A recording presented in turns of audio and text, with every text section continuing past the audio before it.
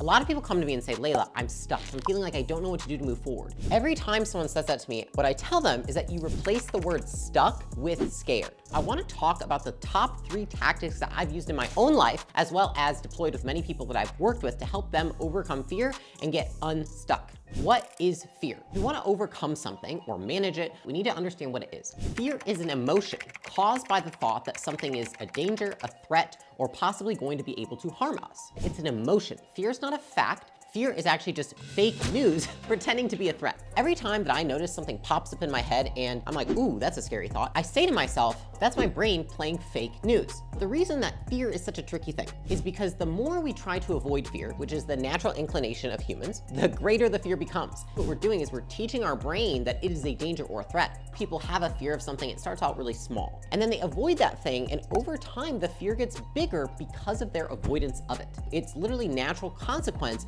of teaching ourselves that the more we avoid something, it's telling the brain that thing is a threat. I have plenty of fear, anxiety, moments of panic. I have just learned tactics and coping mechanisms to deal with fear, to manage fear, to befriend fear, so that it's not so difficult and I can move forward in my life while still being afraid. The feelings that you're experiencing that are keeping you from moving forward in life and keep you feeling stuck are completely normal. And the better we get understanding the brain and learning how to manage it and cope with these feelings, the better we will move forward in life. The biggest thing I want to tell you is that if you're feeling scared and because of that you feel stuck in life, understand that our brains are wired for survival, not success. Tactic number 1, using evidence over emotion. Our brains love to generalize. This is one of the cognitive distortions. If one event occurs and it is upsetting and it provokes a strong negative emotion, we tend to then take that and extrapolate it over every other circumstance. If you have a girlfriend, she cheats on you. Then you look at all these other women and you're always looking for them to be cheating on you. Your brain likes to take those events and generalize them to keep you safe.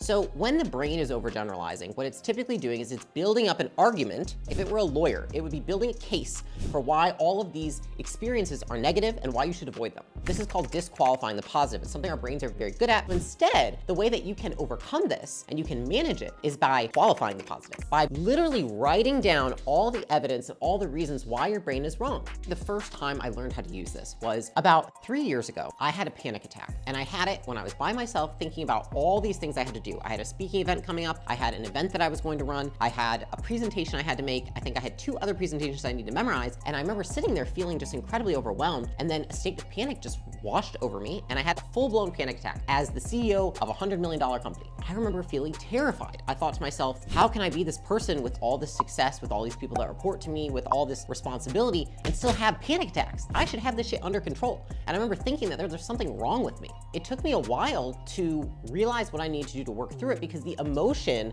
of wanting to avoid any situation that I thought would induce panic was so strong. And not necessarily because I didn't want a panic attack, but because I didn't want to be somebody who had panic attacks. It was so outside of the identity that I'd created with myself. I made a list of all the scenarios and all the situations that reminded me of that panic attack. And then you know what I realized? Every time I read that list, it's really a very small portion of the time that I'm even at risk of having that. It was a one-off scenario, and that the norm is that I don't have a panic attack. I learned to overcome that and to not avoid situations that could provoke those feelings again. So the next time you feel like you're trying to avoid a certain situation, you're feeling stuck, make a list of evidence. Read it before you enter the situation and remind yourself of the logic, which is that most likely the new situation that you're approaching is not dangerous at all, it's not scary, and you can manage it. The second tactic is actually learning how to befriend fear. A lot of people talk about, how do I get rid of fear? How do I rid myself of these negative emotions? Good freaking luck. Negative emotions are 50% of life, and it's gonna be 50-50. You can't have one without the other. The reality is that your relationship with fear is what needs to change. So when you're experiencing very strong negative emotions, oftentimes people who have a harder time getting over them or getting unstuck, they fear fear itself.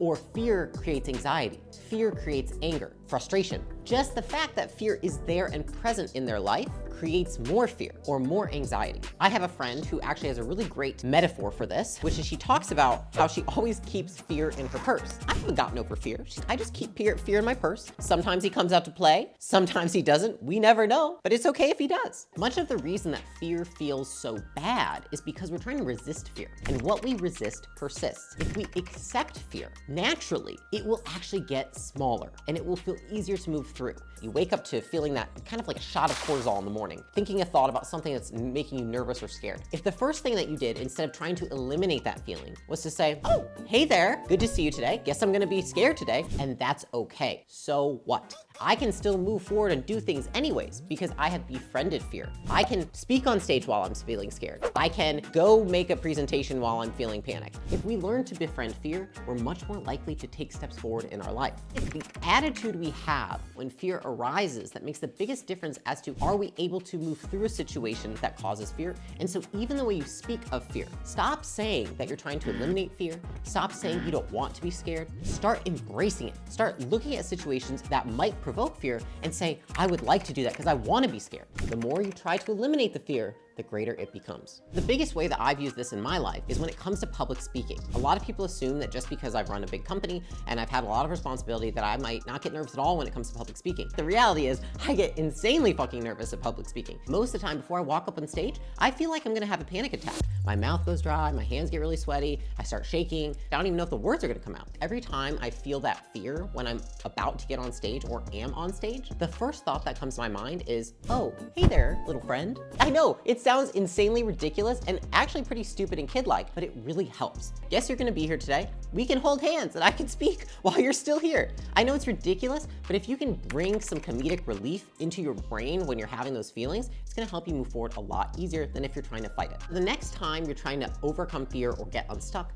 ask yourself, how would I speak to a friend rather than an enemy? That is what you should be doing with fear. The third tactic is tiny tweaks. I deployed this tactic when I was prepping for my first bikini competition. When I was 22, I decided to compete in a bikini competition. I had been overweight most of my life, and so the thought of even being in a bikini in front of humans, let alone on a stage, was already terrifying. Usually at the beach, I couldn't even get out of the pool without putting a towel on. Even though I'd lost a lot of weight, I still felt like a fat kid inside. And so I had this insane fear of people seeing me in a bikini. I knew that if I wasn't doing something to expose myself to that fear before I got on stage, I would probably pass out or throw up or something when I got on stage. I remember reading about this technique about exposure therapy and making tiny tweaks. A story of talking about a woman that was afraid of spiders. First they'd show her a picture of a spider, and then a picture of a bigger spider. And then they would bring a little bitty spider into the room. And then they would have spider webs go on her hands. And then eventually, the big climax was she would hold a spider. I thought, how could I use that technique when it comes to getting used to being in front of people in a bikini without throwing up?